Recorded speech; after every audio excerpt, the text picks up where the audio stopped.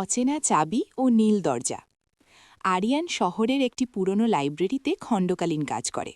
একদিন ধুলোমাখা একগুচ্ছ পুরনো বই গোছাতে গিয়ে সে একটি অদ্ভুত জিনিস খুঁজে পেল। একটা পুরনো মূর্ছে ধরা পিতলের চাবি। চাবিটির মাথায় একটি নীল রঙের পাথর বসানো, যা অন্ধকারে হালকা জ্বলজ্বল করছিল। রহস্যের শুরু। আরিয়ান লক্ষ্য করল লাইব্রেরির একেবারে কোণায় একটি দেয়াল আলমারি আছে, যা কোনোদিন খোলা হয় না। কৌতূহলী হয়ে সে চাবিটি সেখানে লাগাতেলে অভাবনীয় কিছু ঘটল। আলমারির পাল্লা খোলার বদলে পুরো দেয়ালটাই সরে গেল।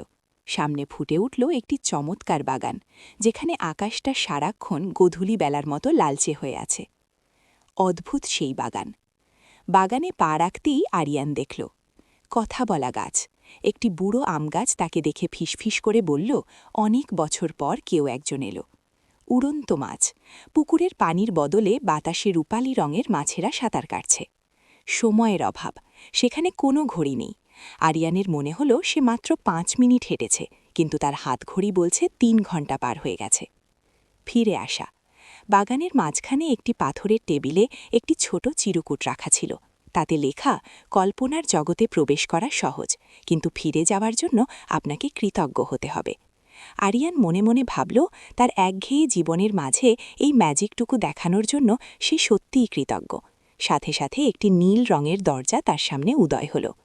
আরিয়ান যখন লাইব্রেরিতে ফিরে এলো, দেখল চাবিটি আর নেই, শুধু তার পকেটে রয়ে গেছে বাগানের সেই নীল পাথরটি।